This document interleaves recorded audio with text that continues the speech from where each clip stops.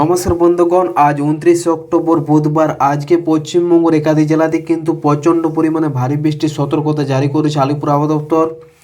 আজকে প্রবল ঘূর্ণিঝড় হয়ে অন্ধ্র উপকূলে আছড়ে পড়ার প্রক্রিয়া শুরু হয়েছে মন্থার। সে রাজ্যে ইতিমধ্যে উচ্চ সতর্কতা জারি করা হয়েছে।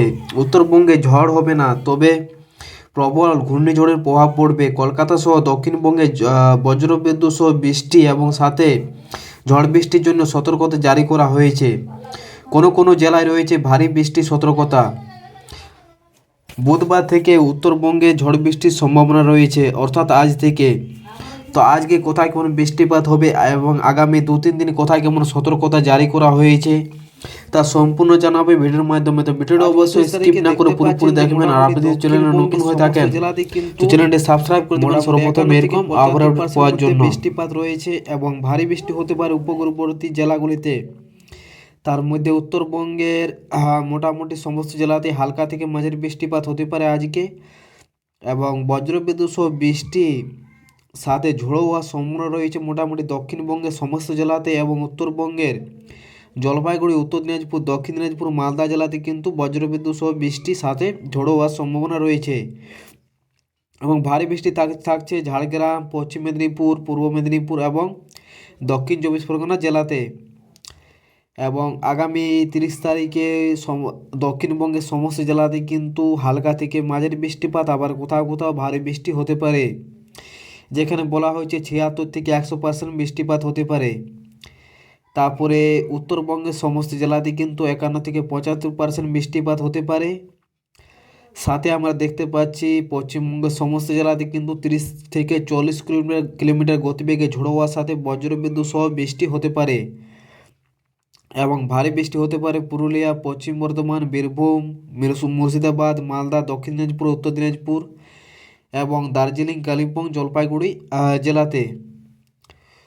আগামী যদি দেখেন 31 তারিখ, তো 31 তারিখে দক্ষিণবঙ্গের আবহাওয়াটা মোটামুটি একটুকু ভালো থাকছে, জলটা একটু কম হবে।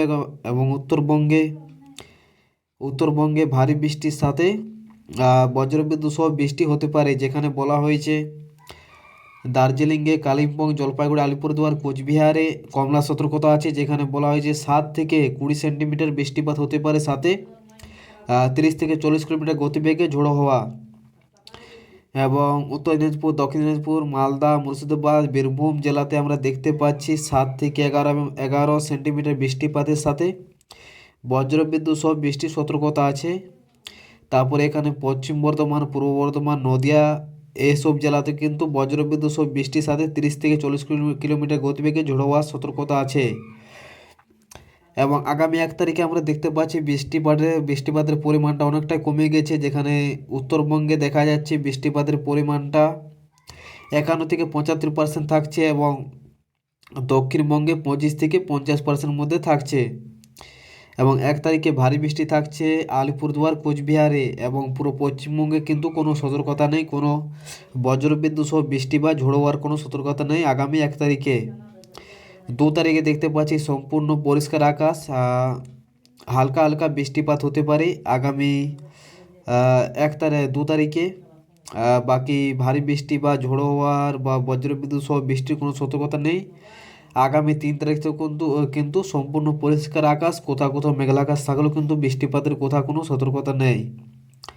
তো এটা হলো আজকের আপডেট। অবশ্যই পরবর্তী আপডেট পাওয়ার জন্য চ্যানেলটি সাবস্ক্রাইব করে দেবেন। আর আপনি কোথা থেকে ভিডিও দেখছেন অবশ্যই কমেন্ট বক্সে কমেন্ট করে জানাবেন। ধন্যবাদ।